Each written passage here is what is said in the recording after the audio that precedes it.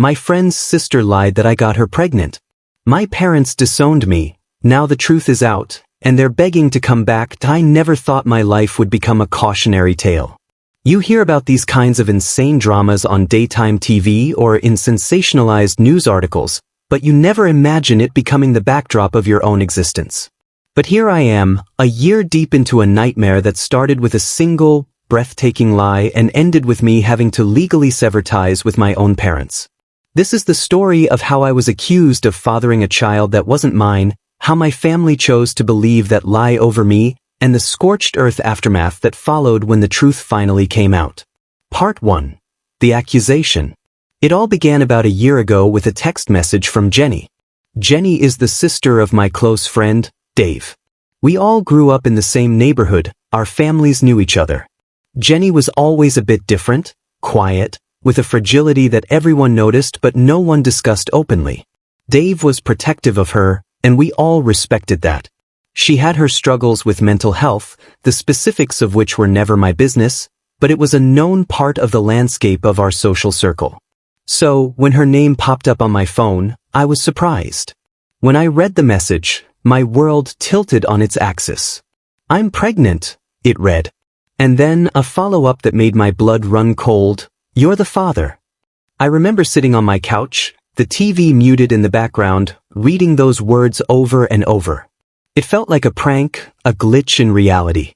My mind raced, trying to find a memory, a moment, a single instance where such a thing could have been possible. There was nothing. I'd never so much as held Jenny's hand romantically. We'd never been alone together in any context that would lead to this.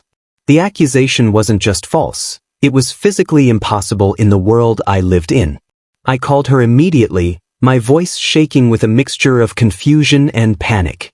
"Jenny, what are you talking about? This isn't funny. That's not possible." Her response was a calm, rehearsed certainty. She insisted over and over that I was the father. She spoke about a night that existed only in her mind, weaving details that felt both vivid and entirely fabricated. I tried to reason with her, gently suggesting that maybe this was a manifestation of her struggles. I pleaded with her to see logic. That's when I brought up the solution, a prenatal paternity test. "If you're so sure, Jenny, let's take a test. It will prove it one way or the other, and we can figure this out." She refused. Flatly and absolutely. Instead, she launched into a guilt trip that was both masterful and horrifying. "You need to step up," she said. "You're going to abandon your own child? What kind of man does that?" I stood my ground. I told her that without a test, I would not be admitting to anything, signing anything, or taking any responsibility for a situation I knew, in my bones, was not real. I thought that would be the end of it. I thought sanity would eventually prevail. I was catastrophically wrong. Part 2. The betrayal. The poison seeped into my family life a few weeks later. My parents, who hold traditional, almost rigid, values about family and responsibility, got wind of the situation. I don't know how Jenny told them or what she said, but the version that reached them was damning. The confrontation was brutal. They sat me down in their living room, the same room where I'd opened Christmas presents and celebrated birthdays, and they laid into me. My father's face was a mask of cold disappointment, my mother's streaked with tears. "How could you do this?" my mom wept. "How could you be so irresponsible? We didn't raise you to be a deadbeat," my father boomed, his voice cutting deeper than any insult a stranger could have hurled. I tried to explain. I told them it wasn't true. I told them about Jenny's mental health, her refusal to take a test, the sheer impossibility of it all. I even remembered a crucial detail. During the time she would have conceived, I was out of state on a work trip. I had receipts, plane tickets, hotel bookings. They brushed it all aside. "People make mistakes, son," my dad said, his tone implying that the real mistake was my denial. "The right thing to do is to man up and take responsibility for the child you helped bring into this world." The arguments that followed were some of the most painful of my life. Our conversations became cyclical, draining rituals of them insisting I do the right thing, and me desperately trying to prove my innocence. They couldn't see past the image of a pregnant woman being abandoned. Their moral code was black and white, and in their eyes, I was now shaded in gray. The final blow came 6 months into Jenny's pregnancy. After another failed attempt to reason with them, they delivered an ultimatum. If you don't step up and be a father to this child, we cannot have you in our lives. You will be disowning yourself from this family. I thought it was a bluff, a desperate tactic to force my hand. But when I held my ground, refusing to confess to a lie, they made good on their threat. I was officially cut off. The people who had raised me, who had taught me to ride a bike and driven me to college, had chosen a lie over their own son. The hurt was a physical ache, a constant, heavy weight in my chest. I was adrift in a sea of anger, confusion, and a profound sense of grief. Part 3. The Truth and the Hollow Victory. When the baby was born, the charade continued. My mother was at the hospital, playing the doting grandmother. The image, which I saw later on social media, felt like a violation. I knew the only way to end this was with cold, hard facts. Since Jenny still refused a test, I had to go through legal channels to demand a paternity test after the birth. The wait for the results was agonizing. My entire future, my reputation, my sanity, all hinged on that one piece of paper. When the email finally arrived, I opened it with trembling hands. There it was in stark, clinical language. Probability of paternity, 0%. A wave of pure, unadulterated relief washed over me, so powerful I nearly collapsed. It was followed immediately by a torrent of white-hot anger. I was vindicated, but I was also furious. I had lost a year of my life, my relationship with my family, and my peace of mind to a lie. I immediately forwarded the results to my parents. A part of me, the little boy who still longed for his mom and dad, expected, what? A grand apology? Tears of remorse? A heartfelt, "We are so sorry, we should have believed you?" What I got was a flurry of panicked communication. My phone blew up with calls and texts. They were so sorry, they made a terrible mistake, they just wanted their family back. My dad, in a move that felt profoundly insulting, even mailed me a few $100s with a note saying, "For whatever you need." I took the money. Frankly, I felt they owed me far more for the emotional hell they'd put me through. But forgiveness? That was a different currency, and I had none to give. I told them in no uncertain terms that their willingness to discard me so easily had broken something fundamental. Trust, once shattered, doesn't just glue back together. I told them I couldn't risk that kind of betrayal again. Part 4. The Aftermath and the Unraveling. I naively thought that would be the end of it. It was only the beginning of a new, more insidious chapter. Jenny, faced with the truth, didn't back down. She doubled down. She began telling people I had faked the test results, that I had connections at the lab, that I was a rich, manipulative monster who had weaseled out of my responsibilities. In a small town, rumors like that have a life of their own. I started getting dirty looks at the grocery store.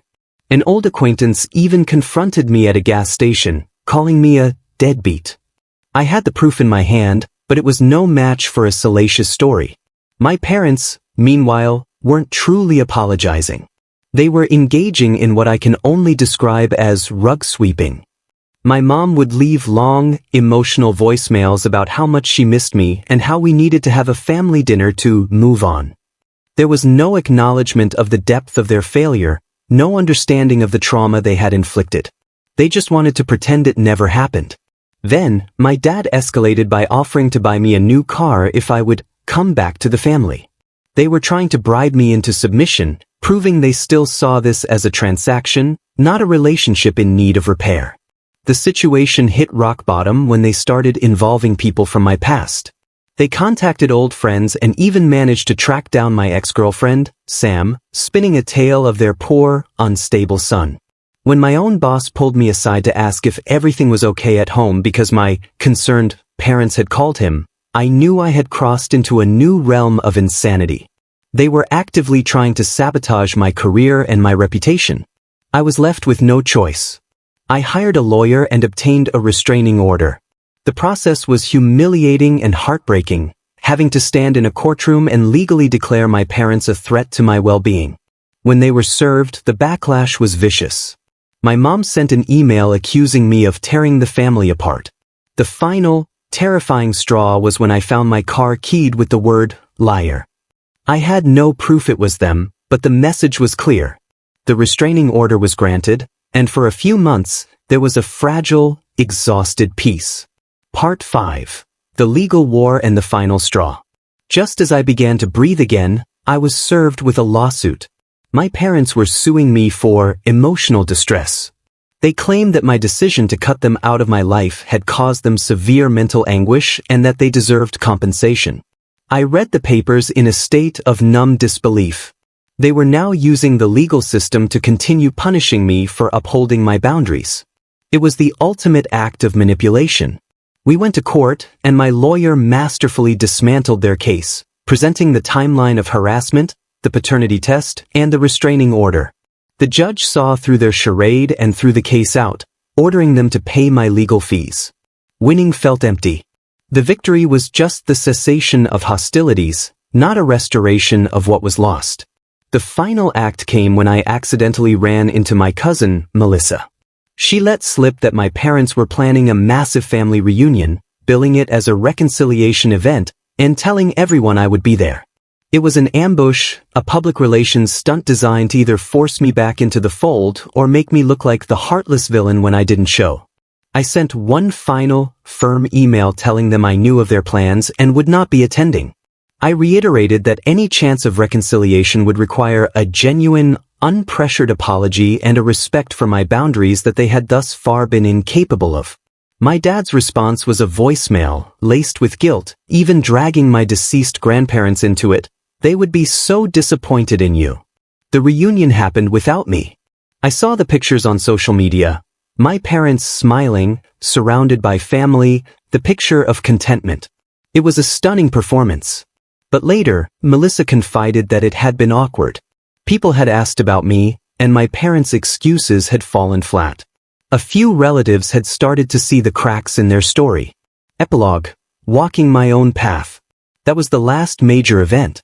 The lawsuit was the final, desperate gasp of their campaign to control the narrative and, by extension, it's been a long, painful road.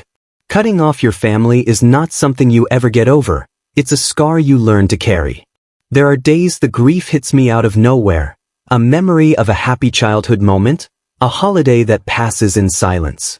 The what-ifs still whisper in quiet moments. But the overwhelming feeling now is one of hard-won peace.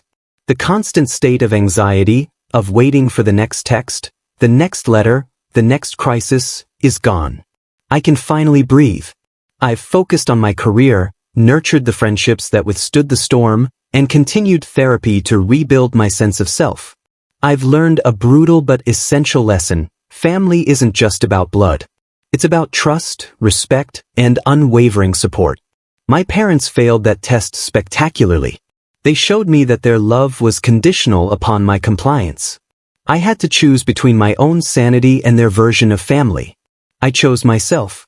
Maybe one day, in the distant future, they will have a genuine moment of clarity and offer a real, no-strings-attached apology. But I am no longer waiting for that day, and I am no longer living my life in reaction to theirs. The chaos they brought is finally behind me. The path ahead is mine alone to walk, and for the first time in a very long time, I'm walking it on my own terms.